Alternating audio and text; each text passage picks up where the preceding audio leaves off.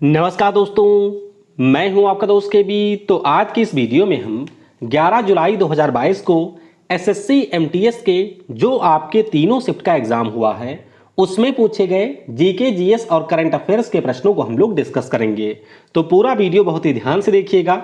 इसकी जो PDF file है वह आपको kvguruji.in या फिर टेलीग्राम चैनल kvguruji पर मिल जाएगी। तो वहां से आप इसके पीडीएफ को डाउनलोड कर सकते हैं। और सबसे महत्वपूर्ण बात कि अब आपके हर शिफ्ट में बहुत सारे प्रश्न रिपीट हो रहे हैं और इसके साथ साथ बहुत सारे प्रश्न आपके एक्स्ट्रा फैक्ट से पूछे जा रहे हैं। तो इसीलिए पूरी एनालिसिस को आप लोग ध्यान से देखिएगा। आने वाले शिफ्ट में अगर आप लोग भी एसएससी एमटीएस का एग्जाम देते हैं तो ये मेरा व्हाट्सएप नंबर है। आप इस नंबर के ऊपर अपने जीके जीएस और करंट अफेयर्स के प्रश्नों को मेरे साथ में साझा कर सकते हैं। तो चलिए तीसरी शिफ्ट में पूछे गए प्रश्नों के साथ में इस वीडियो की हम शुरुआत करते हैं। तो पहला प्रश्न पूछा गया कि जो हमारी यन राजम हैं इनका संबंध किस क्षेत्र से है या फिर ये आपके कौन से वाद्य यंत्र को बजाती हैं। तो ध्यान रखिएगा, राजन की बात करें, ये हमारी प्रसिद्ध वायलिन वादक हैं। किसकी हैं? वायलिन वादक हैं। कुछ अन्य वायलिन वादकों की बात करें तो इनके नाम भी आपको ध्यान रखना है, जैसे कि एम.एस. गोपाल कृष्णन हैं, संगीता शंकर हैं, टी.एन. कृष्णन हैं, ज्योत्सना श्रीकांत हैं, एल. शंकर, एल. सुब्रमण्यम, रागनी शंकर, ये भी हमारे देश के फेमस वायलिन वादक हैं। अगला प्रश्न पूछा गया कि बक्सर का जो युद्ध आपका लड़ा गया था 22 और 23 अक्टूबर 1764 में, इसमें ब्रिटिश सेना का नेतृत्व किसने किया था। तो ध्यान रखिएगा, प्लासी का जो युद्ध हुआ था उसको लीड किया था रॉबर्ट क्लाइव ने, लेकिन बक्सर के युद्ध की अगर हम लोग बात करते हैं तो इसको लीड किया था हेक्टर मुनरो ने। और आपको ध्यान रखना है कि बंगाल की तरफ से या फिर हमारे भारत की तरफ से शाह आलम द्वितीय, मीर कासिम और शुजाउद्दौला ने इस लड़ाई में हिस्सा लिया था। अगला प्रश्न पूछा गया कि किस गवर्नर जनरल ने बंगाल में ड्योर गवर्नमेंट को समाप्त किया था। तो इसी के बाद में जो आपके बंगाल का शासन है वो सीधे ब्रिटेन के पास में चला गया था और ये जो ड्योल गवर्नमेंट है इसको समाप्त किया था वारेन हेस्टिंग्स ने। साल अगर आपसे पूछा जाता है तो ध्यान रखिएगा 1772 में वारेन हेस्टिंग के द्वारा बंगाल में ड्योल गवर्नमेंट को समाप्त किया गया था। अगला प्रश्न पूछा गया कि दिल्ली नगर पालिका संशोधन विधेयक 2022 जो है ये मार्च महीने में संसद में किसने प्रस्तुत किया था। तो ये जो हमारा विधेयक है इसको प्रस्तुत किया था गृह मंत्रालय ने, यानी कि अमित शाह जी के द्वारा इसको प्रस्तुत किया गया था। तो इसके बारे में आपको ध्यान रखना है। अच्छा, अगर हम लोग इस संशोधन विधेयक की बात करते हैं तो इसने 1957 के दिल्ली म्युनिसिपल कॉरपोरेशन एक्ट में संशोधन किया था और इस संशोधन के माध्यम से जो आपके दिल्ली में 3 म्युनिसिपल कॉरपोरेशन थे उनका एक में विलय कर दिया गया। तो ये पॉइंट भी आपको ध्यान रखने हैं। अगला प्रश्न पूछा गया कि कबड्डी जो हमारा खेल है इसमें कितने खिलाड़ी होते हैं। तो कबड्डी की अगर हम लोग बात करें, इससे पहले हॉकी वाला पूछा जा चुका है, तो कबड्डी में हमारे टोटल 7 खिलाड़ी होते हैं। इसी प्रकार से क्रिकेट में 11, फुटबॉल में 11, हॉकी में 11 होते हैं। खो खो की बात करें तो इसमें आपको 9 खिलाड़ी मिलेंगे। बास्केटबॉल में 5 होते हैं, पोलो में 4 होते हैं, वॉलीबॉल में आपके 6 खिलाड़ी होते हैं, हैंडबॉल में 7 खिलाड़ी और बेसबॉल में आपको 9 खिलाड़ी देखने को मिलेंगे। अगला प्रश्न पूछा गया कि जो हमारा वेनिया वाटरफॉल है ये किस राज्य में स्थित है। अब इस प्रश्न के बारे में मैं 100% श्योर नहीं हूं, तो कमेंट में आप लोग बताइएगा कि तीसरे शिफ्ट में ये प्रश्न आया था या नहीं आया था। वैसे ये जो हमारा वाटरफॉल है ये आपको मेघालय राज्य में मिलेगा। अगला प्रश्न पूछा गया कि पेटा के द्वारा 2021 के पर्सन ऑफ द ईयर का जो पुरस्कार है ये किसको दिया गया है। तो पेटा के द्वारा ये जो पुरस्कार है वो दिया गया अभिनेत्री आलिया भट्ट को। किसे मिला? अभिनेत्री आलिया भट्ट को ये पुरस्कार दिया गया। और इसके अलावा आपको ये भी ध्यान रखना है कि 2020 में ये जो पुरस्कार है वो मिला था जॉन अब्राहम को। किसे मिला था? जॉन अब्राहम को मिला था। अगर हम लोग पेटा की बात करते हैं तो इसका पूरा नाम है people for the ethical treatment of animals. तो ये आपको ध्यान रखना है, जो कि हमारे जानवरों के संरक्षण की दिशा में काम करती है। अगला प्रश्न पूछा गया कि 2011 की जनगणना के अनुसार असम का जनसंख्या घनत्व कितना है। अब ये अपने आप में एक टफ प्रश्न था अगर ये पूछा गया होगा। ध्यान रखिएगा, असम का जो पॉपुलेशन डेंसिटी है वह 398 व्यक्ति पर वर्ग किलोमीटर है। भारत का जनसंख्या घनत्व तो आपको जरूर ध्यान रखना है। भारत की पॉपुलेशन डेंसिटी 382 व्यक्ति पर वर्ग किलोमीटर है। सबसे ज़्यादा जनसंख्या घनत्व तो आपको बिहार में देखने को मिलेगा, जहां पर 1106 व्यक्ति पर वर्ग किलोमीटर में निवास करते हैं। और सबसे कम जनसंख्या घनत्व तो आपको अरुणाचल प्रदेश में मिलेगा, जहां पर 17 व्यक्ति पर वर्ग किलोमीटर में निवास करते हैं। अगला प्रश्न पूछा गया कि पद्मश्री पुरस्कार जीतने वाली पहली ट्रांसजेंडर महिला कौन है। तो ये प्रश्न एनटीपीसी सीबीटी 2 में भी पूछा गया था और इन महिला का नाम है नर्तकी नटराज। क्या नाम है? नर्तकी नटराज इनका नाम है। भरतनाट्यम डांस से ये संबंधित हैं और 2019 में इनको पद्मश्री पुरस्कार से सम्मानित किया गया था। अगला प्रश्न पूछा गया कि राज्यपाल की नियुक्ति किसके द्वारा किया जाता है। तो बिल्कुल सिंपल सा प्रश्न है, हमारे देश के जो राष्ट्रपति होते हैं उन्हीं के द्वारा संविधान के अनुच्छेद 155 के अंतर्गत राज्यों में राज्यपाल की नियुक्ति की जाती है। और ये भी आपको ध्यान रखना है कि जो राज्यों के राज्यपाल होते हैं ये राष्ट्रपति के प्रसाद पर्यंत पद पर अपने बने रहते हैं। अगला प्रश्न पूछा गया सिंपल सा कि जो हॉर्नबिल त्यौहार है ये किस राज्य में मनाया जाता है। तो ध्यान रखिएगा, हॉर्नबिल एक प्रकार की पक्षी है जो कि नागालैंड की राजकीय पक्षी है और ये त्यौहार आपके नागालैंड में मनाया जाता है। इसी से मिलता जुलता एक त्यौहार और है और इस त्यौहार का नाम है पक्के पागा हॉर्नबिल त्यौहार। तो ध्यान रखिएगा, पक्के पागा हॉर्नबिल त्यौहार जो है ये आपके अरुणाचल प्रदेश में मनाया जाता है। अगला प्रश्न पूछा गया कि असम में झूम खेती किस प्रकार की जाती है। मतलब झूम खेती के बारे में शायद आपसे पूछा गया था। तो ध्यान रखिएगा, झूम खेती में होता क्या है, जहां पर आपके वृक्ष वगैरह ज़्यादा होते हैं तो उस स्थानों के पेड़ को हम लोग काट देते हैं। काटने के बाद में यहाँ पर जो बचे हुए भाग होते हैं उनको जला दिया जाता है और जलाने के बाद में जो आपकी मिट्टी होती है उस पर ये खेती की जाती है। तो वन को जलाते जाते हैं और इसी प्रकार से खेती करते जाते हैं और ये खेती हमारे उत्तर पूर्वी राज्यों में झूम खेती के नाम से जानी जाती है। इसके अलावा इसके कई अन्य नाम भी हैं, वो भी आपसे पूछे जाते हैं। फॉर एग्जाम्पल, मध्य प्रदेश में इसे वेवर या फिर दाहिया कहा जाता है। आंध्र प्रदेश में इसे हम लोग पोदू या फिर पेंदा कहते हैं। पश्चिमी घाट में इसे कुमारी कहा जाता है। राजस्थान में इसे वाल्ट्रे कहते हैं। झारखंड में इसका नाम कुरुआ है और उड़ीसा में इसी खेती को भृंगा नाम से जाना जाता है। अगला प्रश्न पूछा गया कि पीएम कौशल विकास योजना जो है ये किस मंत्रालय के द्वारा लॉन्च किया गया था। तो पीएम कौशल विकास योजना की बात करें, इसको लॉन्च किया गया था कौशल विकास और उद्यमिता मंत्रालय के द्वारा। ध्यान रखिएगा, वर्तमान में ये जो हमारा मंत्रालय है उसके मंत्री हैं धर्मेंद्र प्रधान। कब ये लॉन्च हुआ था? तो ये स्कीम जो आपकी है वह 16 जुलाई 2015 को पीएम नरेंद्र मोदी ने लॉन्च किया था। तीसरे शिफ्ट में एक प्रश्न आपके ध्वनि तरंग से आया था जिसके बारे में मुझे पता नहीं चला है।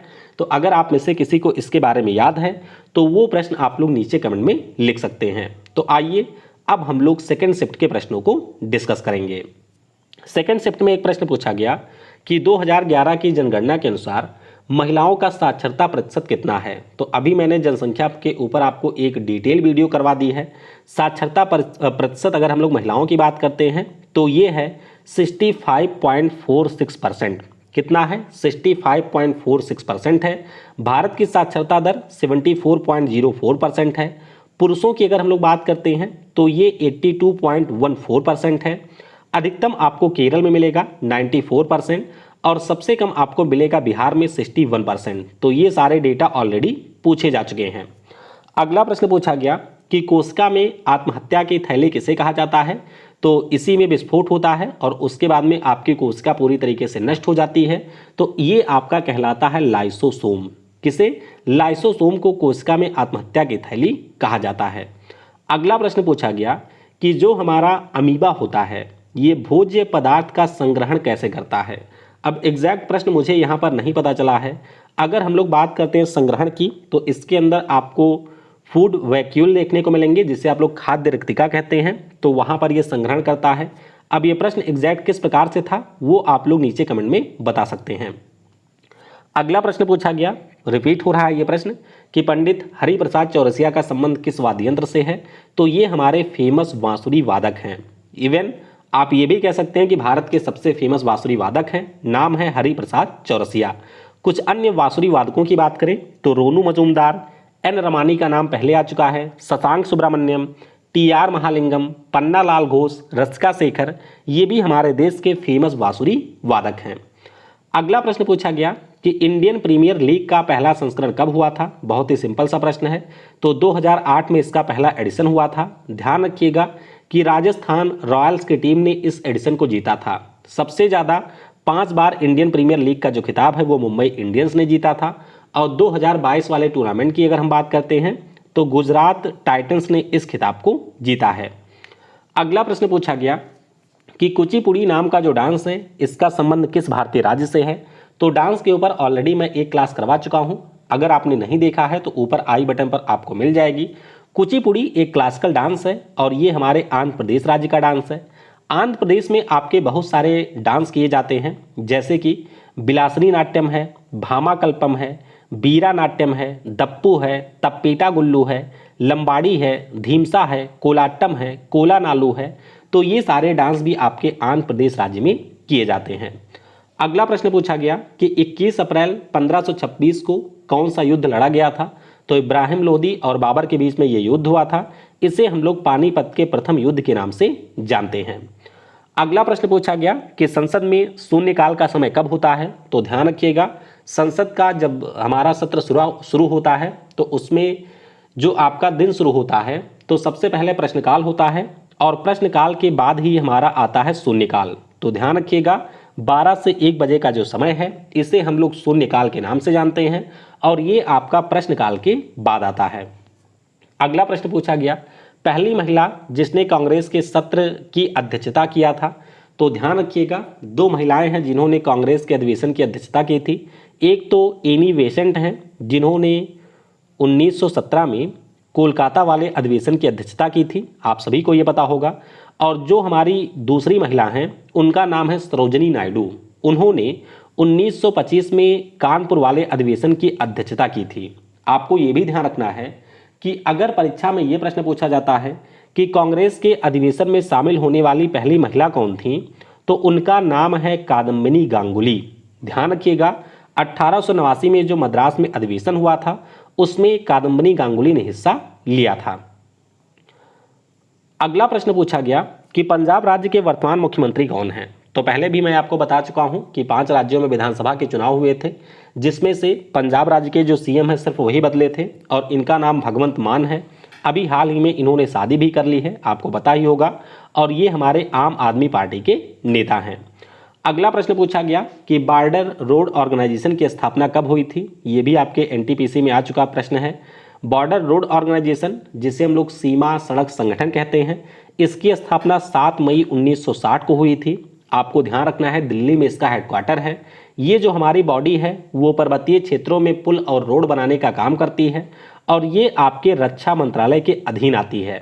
अगर आपसे पूछा जाए कि इसके लेफ्टिनेंट जनरल कौन है, इसके डायरेक्टर जनरल कौन है, तो उनका नाम है लेफ्टिनेंट जनरल राजीव चौधरी। और करंट से आपको ये ध्यान रखना है कि पिछले साल जो वैशाली हिवासे हैं वो आपके बीआरओ की पहली महिला कमांडिंग अधिकारी बनी थी। अगला प्रश्न पूछा गया कि अन्ना करीनेना नाम की जो पुस्तक है इसके लेखक कौन हैं। तो ये जो हमारी पुस्तक है इसको लिखा है लियो टॉलस्टॉय ने। किसने लिखा है? लियो टॉलस्टॉय ने लिखा है। अन्य पुस्तकों की बात करें तो war and peace, childhood, after the war, when men live by, ये जो सारी पुस्तकें हैं ये भी आपके लियो टॉलस्टॉय महोदय ने लिखी है। अगला प्रश्न पूछा गया कि भारत में राज्यसभा के सभापति के तौर पर कौन कार्य करता है। तो बहुत ही सिंपल सा प्रश्न है। राज्यसभा का जो सभापति है वो भारत का उपराष्ट्रपति इसके पदभार को ग्रहण करता है और इसके बारे में जो प्रावधान है वो आपको संविधान के आर्टिकल 64 और संविधान के आर्टिकल 89 में देखने को मिलेंगे। अगला प्रश्न पूछा गया कि मोहम्मदन एंग्लो ओरिएंटल कॉलेज की स्थापना किसने किया था। तो सर सैयद अहमद खान ने इसकी स्थापना 1875 में की थी और 1920 में इस विश्वविद्यालय का नाम बदल करके अलीगढ़ मुस्लिम विश्वविद्यालय कर दिया गया था। तो ये पॉइंट भी आपको ध्यान रखना है। अगला प्रश्न पूछा गया कि निम्नलिखित में से किस देश की भारत के साथ भूमिगत सीमा नहीं है। तो उस दिन भी मैंने आपको कराया था कि टोटल 7 राज्य ऐसे हैं जिनके साथ हमारी भूमि से सीमा है। 2 देश आपके ऐसे हैं जिनके साथ में हमारी है जलीय सीमा। तो 7 देशों में आपका पाकिस्तान, अफगानिस्तान, चीन, नेपाल, भूटान, बांग्लादेश और म्यांमार हैं। बाकी जिनके साथ भूमिगत सीमा नहीं है वो मालदीव और श्रीलंका हैं। अगला प्रश्न पूछा गया कि उड़ीसा के जगन्नाथ मंदिर में ऊपर के चौकोर भाग को क्या कहा जाता है। तो ध्यान रखिएगा, जो हमारा ऊपर चौकोर भाग है इसे कहा जाता है आमलक। क्या कहा जाता है? इसे हम लोग आमलक के नाम से जानते हैं। अगला प्रश्न पूछा गया कि सोनल मानसिंह का संबंध किस क्लासिकल डांस से है। ऑलरेडी ये प्रश्न पहले भी आ चुका है। तो ये हमारे भरतनाट्यम और उड़ीसी डांस की डांसर हैं। अगला प्रश्न पूछा गया कि पीएम गरीब कल्याण अन्न योजना को कब तक के लिए बढ़ाया गया। तो ये जो हमारी योजना है इसको 30 सितंबर 2022 तक के लिए बढ़ा दिया गया है। आपको पता होगा कि जब मार्च 2020 में पहली बार लॉकडाउन की घोषणा की गई थी तो उसी समय पीएम मोदी के द्वारा 26 मार्च 2020 को पीएम गरीब कल्याण अन्न योजना की घोषणा की गई थी। और इस योजना के अंतर्गत जो भी हमारे देश में कार्ड धारक हैं उनको प्रति व्यक्ति के हिसाब से हर माह 5 किलो राशन मुफ्त में दिया जाता है। अब हम लोग पहले शिफ्ट के प्रश्नों को करेंगे। तो पहले शिफ्ट में एक प्रश्न आया था कि भारत में 1909 में जो मार्ले मिंटो रिफॉर्म हुआ था उस समय गवर्नर जनरल और वायसराय कौन थे। तो ध्यान रखिएगा, इनका नाम है लॉर्ड मिंटो। अगला प्रश्न पूछा गया कि महाजनपद काल में गंधार की राजधानी क्या थी। तो गंधार की अगर हम लोग बात करते हैं तो इसकी राजधानी थी तक्षशिला में। इसी प्रकार से काशी की राजधानी वाराणसी थी, कौशल की राजधानी श्रावस्ती में थी, अंग की आपके चंपा में थी, चेदी की शक्तिमती हो गई, वत्स कौशाम्बी है, कुरु इंद्रप्रस्थ है। तो ये सारी चीजें भी आप लोग पढ़ लीजिएगा। अगला प्रश्न पूछा गया कि इलवारी वंश का पहला शासक कौन था। तो इलवारी वंश मैंने आपको बता ही रखा है, कुतुबुद्दीन ऐबक ने 1206 ईस्वी में इलवारी वंश की स्थापना की थी। अगला प्रश्न पूछा गया कि टोक्यो ओलंपिक 2020 में भारत को किस खेल में स्वर्ण पदक मिला था। तो ध्यान रखिएगा, भारत ने भाला फेंक में यहाँ पर स्वर्ण पदक जीता था और नीरज चोपड़ा ने यह स्वर्ण पदक हमको दिलाया था। अगला प्रश्न पूछा गया कि चन्ना मेरेया नाम का जो सॉन्ग है वो किसने गाया है। मुझे लगता है पेपर सेट करने वाला इस सॉन्ग का फैन था। तो ये जो सॉन्ग है इसको अरिजीत सिंह ने गाया है। और ध्यान रखिएगा, अमिताभ भट्टाचार्य इसके लिरिक्स लिखने वाले हैं। अगला प्रश्न पूछा गया कि हॉकी का जो मैच होता है ये कितने अवधि के लिए खेला जाता है। तो हॉकी का जो मैच होता है ये आपके 60 मिनट के लिए खेला जाता है। 2019 से पहले तक अगर हम लोग बात करते हैं तो ये जो हॉकी का मैच होता था ये आपके 70 मिनट का होता था। अगला प्रश्न पूछा गया कि भारत की सबसे ऊंची चोटी कौन सी है। तो ध्यान रखिएगा, सबसे ऊंची चोटी हमारी K2 है जिसे हम लोग गार्डविन आस्टिन के नाम से जानते हैं। निर्विवादित चोटी की बात करें तो ये कंचनजंगा है। और पूरी तरीके से जो चोटी हमारे भारतीय टेरिटरी में है उसका नाम है नंदा देवी, जो कि आपको उत्तराखंड में मिलेगा।